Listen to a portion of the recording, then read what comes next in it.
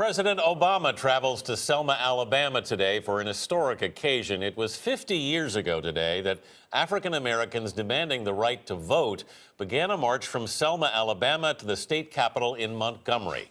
They didn't get far before being met by violence. Among the reporters covering the civil rights movement was Bill Plant, now CBS News senior White House correspondent, and he's back in Selma for the anniversary. Good morning, Bill.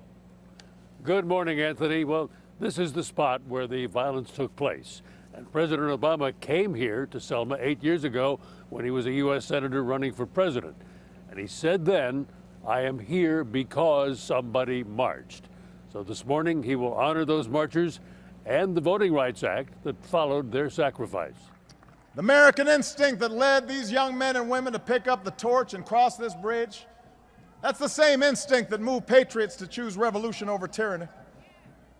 It's the same instinct that drew immigrants from across oceans and the Rio Grande. The same instinct that led women to reach for the ballot, workers to organize against an unjust status quo. The same instinct that led us to plant a flag at Iwo Jima and on the surface of the moon. It's the idea held by generations of citizens who believe that America is a constant work in progress, who believe that loving this country requires more than singing its praises or avoiding uncomfortable truths. It requires the occasional disruption, the willingness to speak out for what is right, to shake up the status quo. That's America. To deny this progress, this hard-won progress, our progress, would be to rob us of our own agency, our own capacity, our responsibility to do what we can to make America better.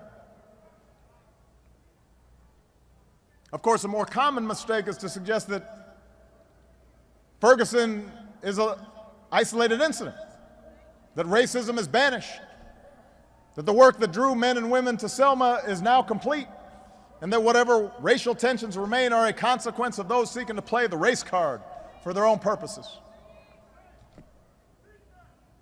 We don't need a Ferguson report to know that's not true.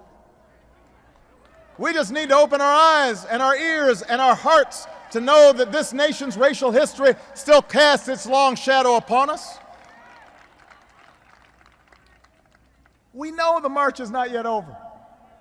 We know the race is not yet won.